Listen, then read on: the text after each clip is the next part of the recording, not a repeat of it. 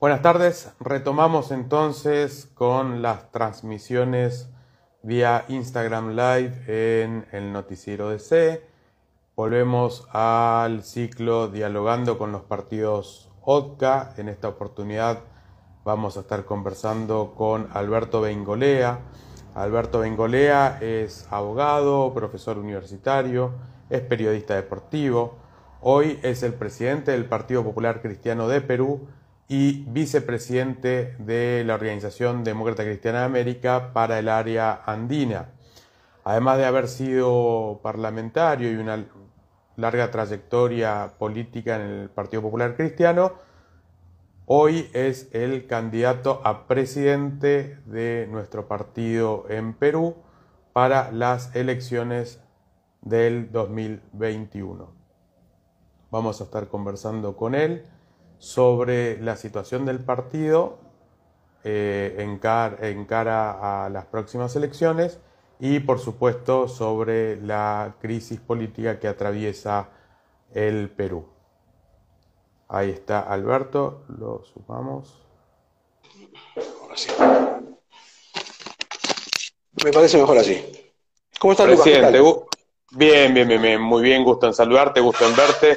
Bueno, yo ahí te presentaba recién hace un ratito, bueno, como abogado, como profesor universitario, periodista deportivo, que no vamos a tocar el tema fútbol, presidente del Partido Popular Cristiano. Nos iría mal hablar de fútbol hoy contigo, ¿no? No, por eso mejor no. Presidente del Partido Popular Cristiano de Perú y vicepresidente de la Organización Demócrata Cristiana de América para el área andina. Y entre otras cosas, además de la larga trayectoria en política dentro del partido, fuiste congresista, fuiste presidente de la Comisión de Justicia y hoy sos el candidato del Partido Popular Cristiano a la presidencia para las elecciones 2021. La idea de esta entrevista es, en primer lugar, como dice el ciclo, esto de Dialogando con los partidos OTCA, es conocer la situación del PPC en Perú, conocerte a ti como líder, no solamente del partido, sino como líder de OTCA, y bueno, indudablemente nos va a tocar tratar la situación y la crisis política que está viviendo hoy nuestro país hermano, el Perú. Así que, Alberto, iniciaría entonces preguntándote cómo llegaste al PPC, digamos, quién es Alberto y cómo llega al Partido Popular Cristiano. A ver, es una historia un poco larga, ¿no?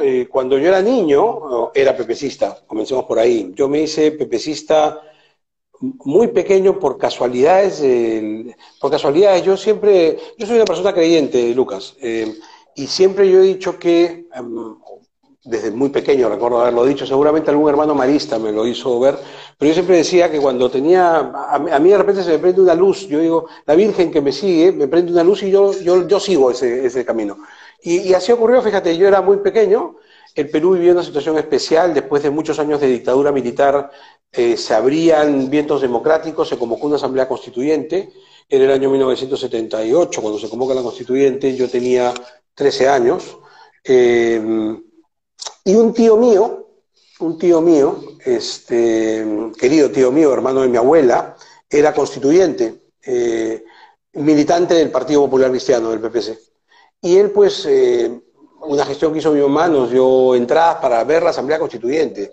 Y yo me acuerdo mucho del aburrimiento de algunos amigos, ¿no? Te imaginas a los niños yendo a ver el debate de la Asamblea. A mí me apasionó.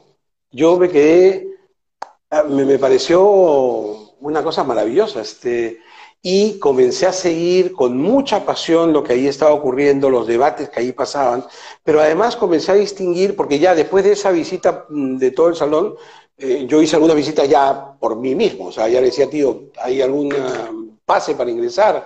Entonces, fui a varios de esos debates. En la parte de arriba del Congreso hay unos balcones, ahí yo era un niño que miraba, y que me identificaba muy rápidamente con los señores que estaban en ese lado del hemiciclo. Yo decía, esos señores, con esos estoy de acuerdo.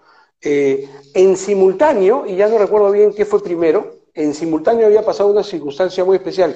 Yo de chico era medio ratoncito de biblioteca, entonces comenzaba el año escolar, mi padre compraba los libros y yo solía leérmelos muy rápido, sobre todo los libros de historia me los devoraba, antes de comenzar clase ya los había leído. Entonces era una...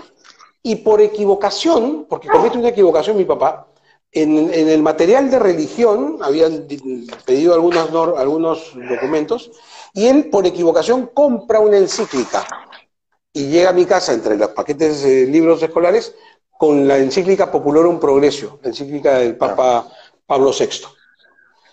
Y a ver, ¿cómo te digo? Me devoré, esa fue una lectura cuando salí de un tirón, ¿no? Me la leí de un tirón y me quedé enamorado, dije, o sea, me pareció, dije, este hombre tiene razón en todo lo que dice, o sea, en todo lo que dice. Luego se produce este match con aquellos debates de la Asamblea Constituyente en donde gente como Roberto Ramírez del Villar, Mario Polar, Ernesto Alaiza, Antonino Espinosa, Luis Bedoya Reyes, o sea, palabras mayores del socialcristianismo peruano, discutían con los socialdemócratas de Perú, que son los apristas, con los comunistas peruanos, y yo decía, oye, yo me identifico con ellos, y comencé a hacer el match, de decir, pero es que lo que dicen ellos es más o menos lo mismo que decía la encíclica de Pablo VI, y es ahí donde comencé a hacer la conexión, que existía un pensamiento social cristiano, que en el Perú ese pensamiento social cristiano estaba encarnado por el Partido Popular Cristiano, y comenzó a tener todo lógica de repente, ya todo coincidía, así que ese fue mi proceso de niño para hacerme pepecista. Luego, el padre de un querido amigo mío del colegio, precisamente, estaba en el Partido Popular Cristiano, era el candidato de mi distrito y se presentaba a las elecciones para la alcaldía de Barranco, que es mi distrito, y pues bueno, ya todo seguía coincidiendo. Evidentemente yo era un niño que hacía campañas por aquellas discusiones que se abrieron distritales, y cuando fue el retorno a la democracia también, yo en el colegio hacía arengas por Bedoya, y todo fue una cosa natural. Luego llego a la universidad, y ya en la universidad, en la Facultad de Derecho, tengo la suerte de tener algunos maestros del socialcristianismo, como Héctor Cortejo Chávez, por ejemplo, aunque no sea de mi partido, pero que es una palabra importante dentro del pensamiento social cristiano en el Perú, como Felipe Osterling y demás. Y una profesora mía es Lourdes Flores Nano. Lourdes Flores me enseña sociedades, y a partir de ahí comenzó mi persecución para entrar al partido. Por diferentes circunstancias del destino no pudo darse, nunca se dio. Y yo dije otra vez, siguiendo la misma lógica anterior que te dije, yo siempre he seguido las luces, cuando vi que se me cerraba eso, dije, por algo será. El mensaje que me están diciendo es que mejor entre a este partido cuando tenga algo que ofrecer. O sea, termina de formarte, Alberto, y así fue. Terminé mi carrera, y recién terminaba mi carrera, y ya lanzado en el camino de la vida, un buen día llegué al partido, toqué la puerta, entré, me inscribí, y comencé mi carrera como se debe comenzar en política, desde abajo. O sea, me convertí en un militante, a ver dónde podía ayudar, fui al comité de mi distrito, trabajé allí, y poco a poco fui ascendiendo por la escalera del escalafón partidario. Perfecto. Coincido, yo creo que cuando uno empieza como militante y va de a poco ganando elecciones, ganando protagonismo dentro de los partidos y demás, de alguna manera uno aprende también a respetar a las bases, porque uno lo fue en un momento, y uno sabe lo que es la necesidad también de ser escuchado y demás, así que coincido plenamente con vos en ese sentido. Alberto, y hoy, ¿cuál es la realidad? Más allá, ahora entramos a la situación política del Perú, pero hoy, ¿cuál es la realidad del Partido Popular Cristiano? ¿Cómo está el partido hoy? Es un partido que se está reinventando, que se está rehaciendo después de una etapa muy dura que nos tocó vivir. Nosotros tuvimos una etapa fea, que produjo un tema interno muy duro que tuvo que ser inclusive al final dirimido por las autoridades electorales del Perú. Había unas autoridades partidarias que creo hicieron no muy bien las cosas. En fin, ya pasó, eso ya pasó.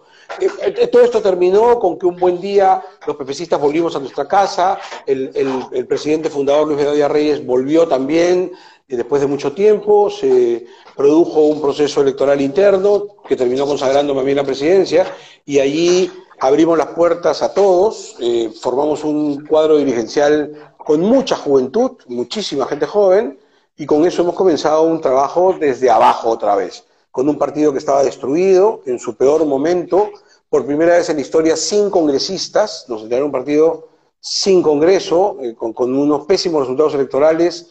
En fin, en la peor de las circunstancias hemos ido levantándolo poco a poco. Nos tocó muy rápido una elección municipal, la afrontamos creo con dignidad,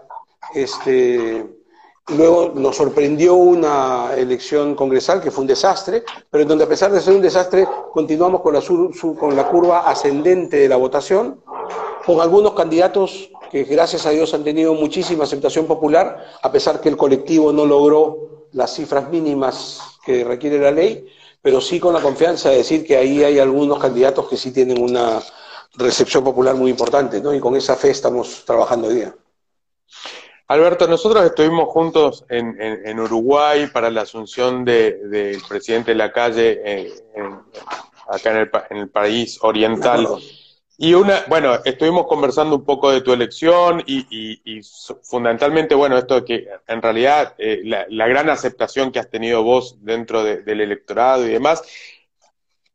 Pero no quiero entrar ahí, sino en la otra parte que tiene que ver con el actual Congreso de Perú y cómo de alguna manera ha ingresado una política más exitista o más, no sé si llamarla populista, pero donde de alguna manera los partidos tradicionales, con doctrina, con programa, con proyectos, han quedado un poco relegados en torno a personalidades que a lo mejor vienen a proponer soluciones rápidas, fáciles, que sabemos siempre quienes hacemos política que nunca y no existen las soluciones fáciles, y de eso de alguna manera atomizó un poco el Congreso peruano, y eso ha generado y ha sido en parte, entiendo yo, generador o un poco raíz, digamos, de la crisis que hoy está viviendo el Perú.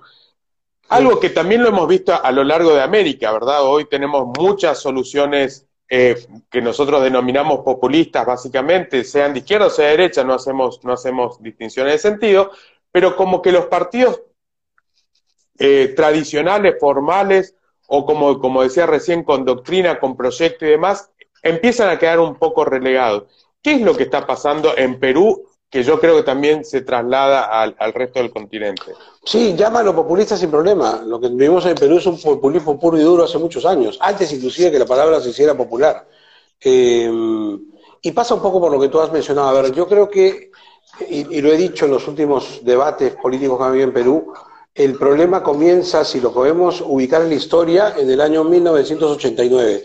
Seguro que comenzó antes, ¿no? Pero el 89 es el hito, es el momento en donde por primera vez gana una elección importante uno de los que entonces se llamaba outsiders. El término ha dejado de utilizarse un poco, pero eran se les ha llamado de diferentes maneras en los últimos tiempos, ¿no? Outsiders, independientes, no políticos, ponle el nombre que quieras, al final son populistas todos.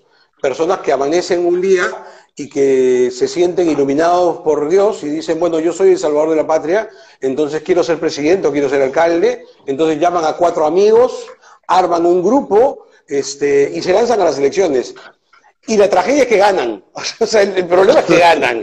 O sea, ¿por qué? Porque se ha logrado instituir en el Perú un discurso antipartido muy fuerte. Basta con que tú digas que eres un partido político y te pone la cruz la gente. Entonces, muy fuerte y muy injusto además, ¿no? Pero no importa, es un tema de percepciones. Entonces, eso comenzó a ocurrir en el Perú, que comenzaron a aparecer personajes que alrededor de ellos organizaron una... Ahora, ciertamente, por la incapacidad que tuvieron los partidos políticos, tú les llamas tradicionales, yo les quitaría el adjetivo, partidos políticos sencillamente, por la incapacidad que tuvieron los partidos políticos de manejar una década muy difícil, que fue la década del 80.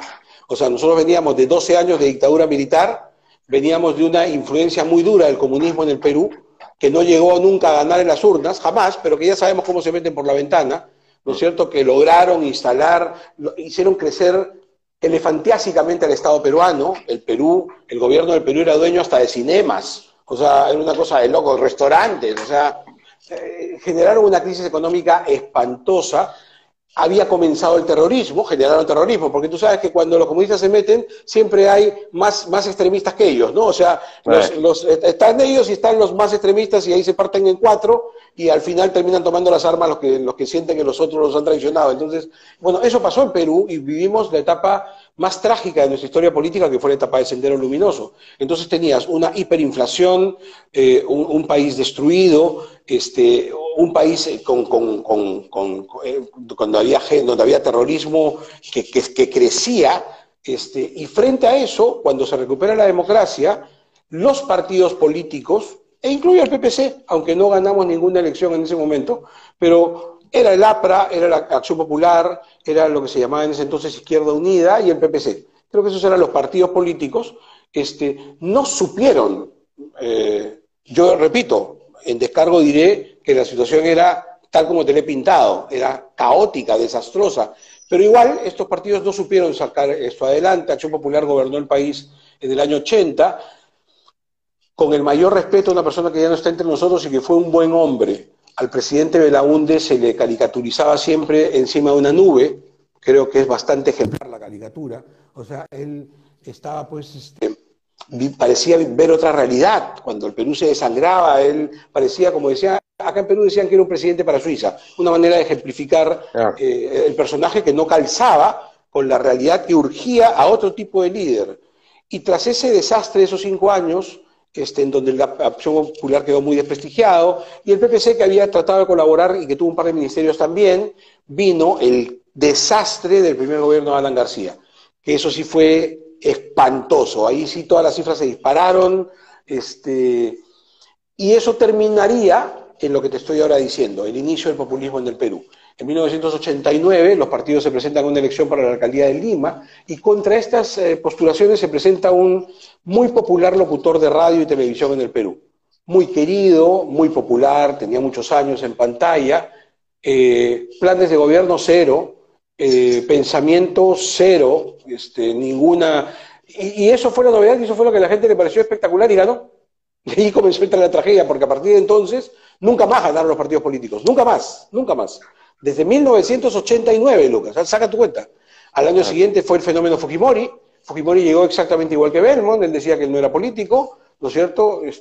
Nunca daba entrevistas, no hablaba, de manera que nadie se daba cuenta en ese momento que ni siquiera hablaba castellano, el expresidente Fujimori. Entonces, el tema fue dramático, porque después de eso, en esos 10 años de Fujimorato, que fueron una dictadura muy dura, de derecha, vestida de democracia, como son las dictaduras modernas, lo que se hizo fue destruir a los partidos políticos. Si ya los partidos habían sostenido en la embanada del gobierno militar durante 12 años, con esos 10 años de interregno en donde tuvieron un mal papel, vinieron 10 años más en donde terminó la destrucción. El bombardeo fue total, el desprestigio fue absoluto, el gobierno entró a las universidades. El discurso de la época era decirle a los jóvenes universitarios que no debían participar en política, que eso era malo. Entonces perdimos generaciones enteras de jóvenes en el Perú que efectivamente compraron el discurso y dijeron, no nos metemos en la política porque eso es para gente mala. Y claro, lo que hicieron fue dejar que la gente mala se apodere de todos los cargos. Terminó desprestigiado el Fujimorato, para ese entonces identificado como un partido político, y luego vendría el gobierno de Toledo, y luego vendría el gobierno de Ollanta-Humala, y el gobierno del PPK, y todos con la misma característica, y los gobiernos municipales también, con alguna excepción, el segundo gobierno de Alan García, con alguna excepción, pero con alguna excepción siempre fue lo mismo. Personajes que se presentaban con gran carisma, diciendo que ellos eran, razón fundamental, no eran políticos, yo soy nuevo, yo no soy político, armaban su pequeño grupito, que no venía a ser más que un grupito de interés, ganaban las elecciones y generaban la tragedia, pero con una consecuencia injusta y formidablemente destructora. Al terminar, no se le echaba la culpa ni a él ni a la novedad, se le echaba la culpa a los partidos políticos. ¿Ya ves? Los partidos políticos. Y los partidos políticos no tienen nada que ver. Los partidos políticos han ido languideciendo mientras estas figuras... Y lo más dramático, Lucas, es que se repite hoy en el Perú. Yo voy a enfrentar a candidatos que son exactamente lo mismo. Personas que aparecen muy iluminadas, con algunos méritos, en algunos casos académicos, en otros casos sin ningún mérito, simplemente una cara bonita o una persona muy mediática, que se junta con 4 amigos, busca, acá en el Perú le llamamos vientres de alquiler, algunos de estos partiditos que hay tantos en el Perú que tienen la inscripción, pues, así que los compran, ¿no es cierto? Eso es un negocio, o sea, hay una compra y venta allí y se presentan, o sea, con ellos me voy a enfrentar. La lucha no va a ser con partidos políticos, no va a ser una lucha programática, va a ser una lucha como ha sido en los últimos años en el Perú, con personalidades muy atractivas que no tienen nada de fondo, que tienen 0 programa, que no tienen visión de Perú, que no tienen pasado y por tanto no tendrán futuro, que no tienen juventudes formadas. Ese es el drama del Perú. Yo no sé si la crisis de los últimos tiempos haya servido, creo que puede servir para que al menos un sector del electorado abra los ojos. Ojalá, ojalá, pero he apretado mi explicación de lo que ha pasado en los últimos 30 o acaso 40 años de la historia peruana para entender cómo hemos llegado a esto. Sí, no, lo sé, y ahí se ven tus dotes de periodista. Yo ahí, tomando esto que vos decías recién, eso es una contienda muy desigual cuando te enfrentás a alguien que no es político, porque casualmente o precisamente viene con un discurso prometiendo, como diríamos acá en Argentina, el oro y el moro, sabiendo que es imposible. Ahora un político que realmente es político, que vea la política como una vocación de servicio, que tiene doctrina, que tiene pensamiento, que tiene programa y demás, sabe que no puede prometer eso, porque sabe que no lo puede cumplir, porque la situación no está dada, porque la cultura del país, porque la economía del país, etcétera. Entonces, ahí comienza a generarse una contienda muy desigual, donde yo tengo a alguien que promete aumentos salariales de 50%, por decir por dar un ejemplo X, y a un político que sabe que no puede prometer eso porque el país no da para eso. Entonces, ¿cómo se hace para romper ese discurso de forma tal que la gente abra los ojos y se dé cuenta que le están vendiendo espejitos de colores, por decirlo de alguna forma? Con paciencia, con insistencia, no queda otra. Yo tengo 40 años de mi vida insistiendo y hay que seguir, no queda otra. Mira, el asunto es todavía más dramático porque y al final, te repito, es lo mismo. La embarran y le echan la culpa a los partidos. Y la gente lo asume así, dice, sí, pues los partidos políticos. Y yo por eso le pregunto al público cada vez que me dirijo a través de entrevistas, ¿cuándo gobernó un partido político? O sea, de verdad, dígame cuándo. Dígame cuándo. O sea, ¿por qué? ¿La culpa de qué? Mira, yo te voy a contar un caso que fue tan dramático, tan decidor. Era el año 2014 más o menos, me puedo estar equivocando. 2013, 2014, 2015 a lo mucho. Se producían elecciones regionales en el Perú, o sea, las gobernaciones regionales, que son elecciones muy importantes. Yo era congresista y comencé a ver aterrorizado el crecimiento de un candidato en una región peruana, en Ancash concretamente, que era una persona que había sido condenada y que había estado presa por corrupción.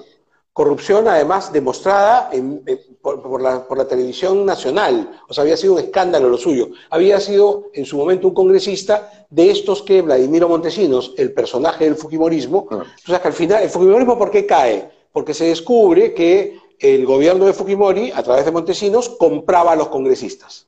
¿No es cierto? O sea, los congresistas iban y recibían los fajos de dinero. Compraba a los congresistas, compraba a los medios de comunicación, a los periodistas, a los dueños de los canales, y todo en video. Como el hombre tenía esta mentalidad perturbada, se grababa.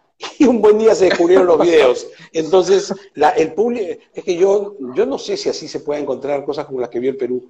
Era increíble ver a los congresistas desfilar a recibir plata para dejar su bancada o cambiar su voto. Era terrible ver a los periodistas y a los dueños de los medios de comunicación también recibir mucho más dinero, debo decir, muchos son más caros, mucho más dinero para cambiar la línea editorial de la televisión. Los medios de comunicación tienen una responsabilidad gigantesca en toda esta historia que te estoy contando, ¿ah? Y con ellos no pasa nada, sin embargo, es bien gracioso.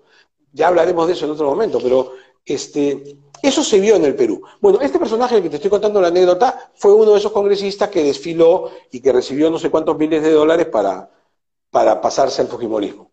Entonces, ahora terminó en la cárcel y todo lo demás. Estaba libre y postulaba alegremente a la presidencia regional, y como no hay memoria, porque lamentablemente no sé en otras partes, pero en el Perú no hay memoria, entonces la gente estaba muy contenta con él. Pero más contenta todavía, porque esto no me lo vas a creer, pero esto es real, ocurrió en el Perú. Él decía en su campaña por plazas y parques que si él lograba la presidencia regional, le iba a dar mensualmente a cada uno de los ciudadanos 500 soles, más o menos unos $150 de la época, ¿no?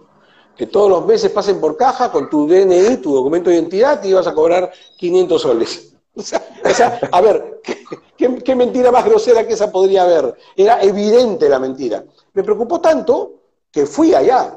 Yo me recorrí con intérprete, porque hay una zona quechohablante allí. Entonces yo me fui hasta el último rincón a caminar, premunido además de una pequeña maquinita de video para que la gente pueda ver cuando recibía el dinero este señor, porque me decían, la gente no hace caso. Entonces yo iba con el video, mira, no, es verdad, o sea, quítale la barba, es el mismo señor, mira, o sea, está un poco más viejo, nada más, pero la gente no lo cree. Oye, me tocó constatarlo. Visité muchos pueblos de esa región y en todos salí apesadumbrado por mi incapacidad de convencerlos. Y el argumento era uno solo, pero nos va a dar plata. Entonces yo decía, pero te están mintiendo.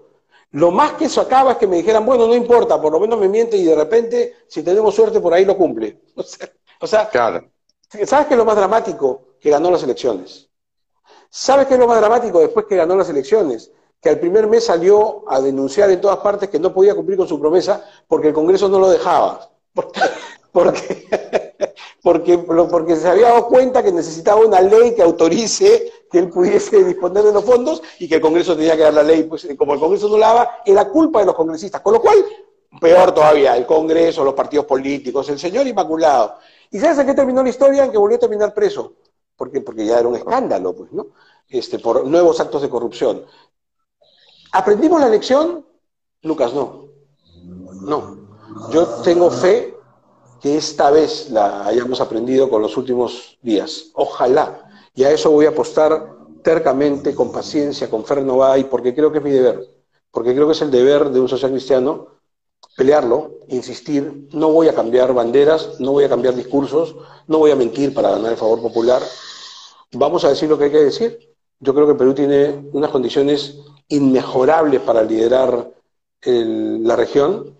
Tenemos ahora que enfrentar el COVID, sin duda, pero una vez que salgamos de esta crisis, íbamos por un camino en donde había que hacer ajustes sociales muy importantes y teníamos todo para levantar, y voy a seguir diciéndolo, pero sin hacer promesas falsas, sin hacer fuegos artificiales, ni juntarme con un montón de gente que después...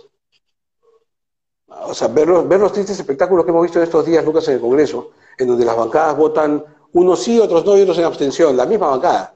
O sea, tú dices, ¿cómo se construye país así? El PPC te da la garantía de que es un partido sólido, con gente que está bien formada y con gente que es predecible. Como yo siempre lo digo, tú votante tienes la garantía de saber que vas a votar por nosotros porque sabes cómo pensamos, o que no vas a votar por nosotros porque sabes cómo pensamos. O sea, porque claro, eso debería ser la política, ¿no es cierto? Que sepas, que seamos predecibles. Eso somos, y eso pretendemos ser otra vez en esta campaña. Claro, yo por eso cuando hablo de partidos tradicionales, entiendo la palabra no es la mejor el adjetivo, pero me referí un poco a esto, ¿verdad? Partidos que no están armados en pos de una elección, sino que están armados en pos de una idea. Por eso es que yo continúo, si me permites, en la fraterna corrección de decirte, bueno, es que eso no es un partido. Por tanto, no acepto la dicotomía. Claro, okay. No, eso que tú acabas de describir no es un partido. Es una asociación de intereses, un grupo para delinquir, ponle el nombre que quieras, pero partido eso no es, claramente.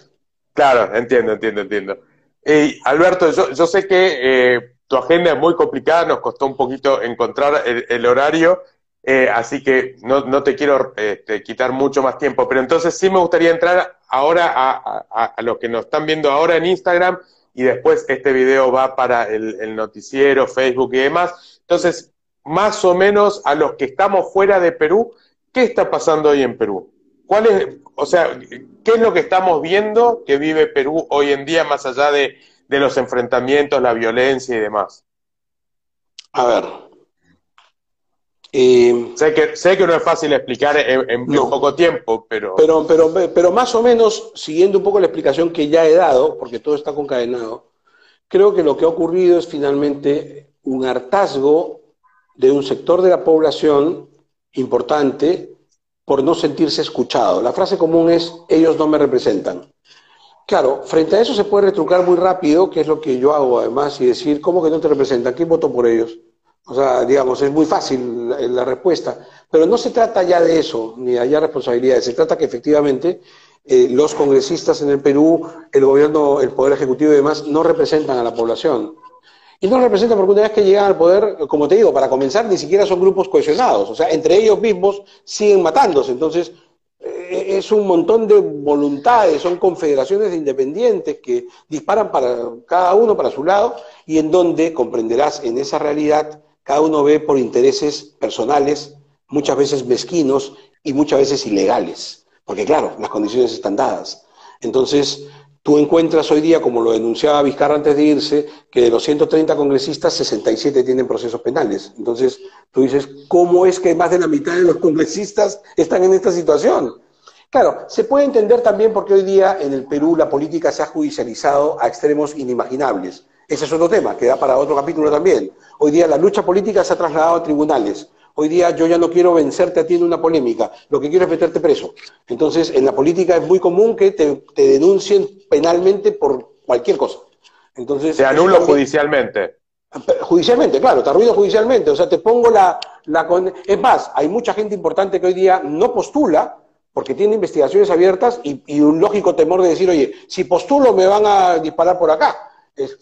Ya ha visto el Perú en los últimos años a gente claramente inocente ir a prisión. Claro, después salen, pero esos 30 días adentro no te los quita nadie. Entonces, hay pues también un amedrentamiento de alguna gente valiosa.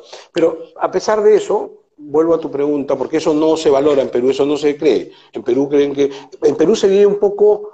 Recurro a tus conocimientos de historia. En Perú, yo creo que el ambiente de Lima se debe parecer mucho al ambiente de París en la época de la Revolución Francesa. O sea, es un ambiente de indignación general, de molestia colectiva, sin un norte. O sea, se reclama, se sabe lo que no se quiere, pero no se sabe lo que se quiere. Más o menos eso, ¿no? Entonces, se termina reclamando, es un todos contra todos, en donde, felizmente, digo yo, acá no hay guillotina, porque ya habían habido varias cabezas rodando. ¿No? Sí, pero ese también es un ambiente un poco complicado donde un populista puede surgir algún flautista de Hamelin donde tocando alguna melodía que logre endulzar los oídos a esa masa, porque ya llega un momento que la gente se convierte en eso, en el hombre masa, donde vamos todos en contra de... El problema es si aparece alguien que con algún cántico populista convenza los capte, digamos, esa bronca, la canalice en su beneficio y volvemos a repetir la historia. Es un drama, ¿no? Es un tema importante y es un drama, sí, sin duda. Pero a ver, diciendo todo lo que te he dicho, ¿no? ¿Qué cosa de singular tiene esta protesta en particular, esta que ha encendido? Yo creo que tiene dos cosas que a mí me generan ilusión. La primera es que ha sido una protesta que se ha identificado mucho con los jóvenes, es decir, no ha sido la dicotomía derecha-izquierda, no ha sido la dicotomía pobres-ricos, no, ha sido la dicotomía viejos-jóvenes, bien importante. Claro. O sea, son los jóvenes los que están hartos de los viejos, más o menos es eso. Ahí yo te leía por ahí que eran los jóvenes del Bicentenario. Así se le está llamando, los jóvenes del Bicentenario, que calza con lo que yo vengo diciendo hace tiempo. Si tú puedes buscar algunas entrevistas mías antiguas, tú sabes que yo soy padre de 8 hijos y soy profesor universitario, y tengo también alguna llegada a las aulas escolares, y yo lo vengo diciendo hace tiempo. Esta generación es distinta, esta generación peruana, y es distinta. ¿Por qué? Porque vuelvo otra vez a lo que te comentaba al comienzo, ¿no es cierto? El fujimorismo ahuyentó a toda la generación de jóvenes a partir de los 90s. O sea, la generación de los 90, la generación de inicio del milenio, no se interesaba por la política. Esta juventud se interesa, está más informada, cuestiona las cosas, se preocupa, le interesa, quiere participar. Y además es una juventud democrática que no ha vivido la dictadura. Ni el terror de Sendero Luminoso. Es bien exacto. Tiene esa descontaminación. Pero te digo una mejor noticia todavía. La generación que viene abajo es mejor. Los chicos de 14, 15 años, los que están en secundaria ahora, esos están más enterados y están más interesados. Cuidado con lo que se viene. Yo le tengo por eso mucha fe al Perú. Creo que ha sido y lo otro que me ha parecido bien ilusionador es que siento que por primera vez se ha establecido como crítica la poca capacidad intelectual y de formación de las autoridades peruanas. Me explico. Normalmente el votante peruano vota, tú dices, ¿pero por qué? O sea, es bien gracioso porque la gente dice, oye, pero debería haber un requisito mínimo para ser congresista, por lo menos deberían tener un cartón universitario, ¿no? Ya, pero a la hora de votar, votan por gente que no tiene ni primaria completa. Entonces, eso es esto que no se entiende, ¿no? Pero ahora ha sido muy fuerte ese rechazo. El presidente interino que duró pocos días, Manuel Merino, no tiene pues una formación conocida, su currículum es exiguo, digamos, es breve, ¿no? Entonces, eso se dijo mucho en las redes peruanas. O sea, qué barbaridad, mira el currículum del presidente, esto no me representa, ¿no es cierto? El que está ahora, que digamos, políticamente hablando está lejano de mí, pero por ejemplo hay que reconocer, es un hombre culto, es un hombre con un buen currículum, es un hombre que tiene una formación distinta, entonces eso se está valorando y la gente dice, mira, este sí es otra cosa, mira su currículum. Entonces, ese es un segundo elemento que a mí me da ilusión, que la gente haya entendido que a la hora de ir a votar no tienes que mirar cuán bonita sea la sonrisa del candidato, mira cuáles son sus estudios, mira qué cosa es lo que piensa y mira si es que efectivamente es una persona preparada para el cargo, ¿no es cierto? Así que son los dos elementos que la actual crisis a mí me ilusiona. La juventud, el empuje de una gente que dice, oye, hay que cambiar las cosas, y el mensaje que lleva esta juventud de decir, oye, hay que buscar líderes que estén preparados para ejercer el cargo en el cual los vamos a poner.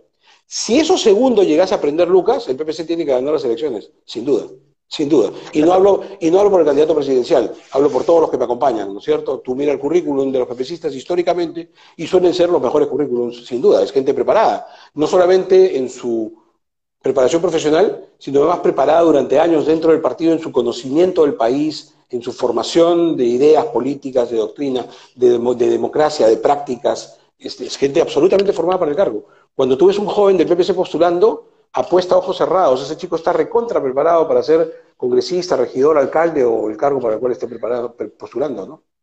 Esa garantía espero que funcione. Volviendo un poco a lo que hemos hablado en toda la conversación, es esto de ser popular cristiano, demócrata cristiano, humanista cristiano, o sea, es no solamente una doctrina política, sino que a veces ya es prácticamente un estilo de vida, porque ya sabemos, como decías vos, cualquier demócrata cristiano, cualquier popular cristiano, uno ya tiene la certeza, en principio, de hacia dónde va a ir, porque sabe que cuáles son sus principios, cuáles son cuál es su norte, qué es lo que no va a hacer, qué es lo que sí va a hacer. O sea, puede confiar un poco en esto, como vos decís, y además que a través de OTCA y a través de los institutos y a través de los partidos, la verdad que los demócratas cristianos tenemos una trayectoria a nivel americano, y yo diría que a nivel de nuestros hermanos europeos también, de formación. O sea, hoy trabajan mucho los partidos y los institutos de los partidos y cercanos a los partidos en la formación de liderazgos, fundamentalmente siempre basados en lo que es la doctrina y los principios, que es lo que de alguna manera, ante la duda, nos va a ayudar a tomar las mejores decisiones en pos del beneficio de la gente, ¿verdad? Del bien común y el bienestar social de los pueblos, de nuestros pueblos, por decirlo de alguna forma.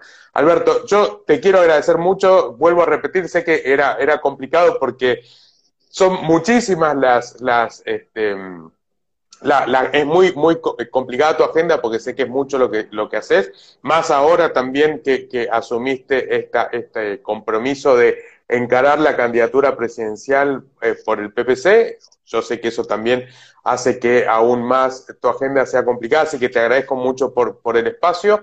Y desde aquí, desde el Noticiero de C, estamos a disposición del partido para acompañarlos en lo que nosotros podamos, con miras hacia lo que es la familia demócrata cristiana de OTCA fundamentalmente, de la cual vos también sos miembro del comité directivo como vicepresidente del área andina.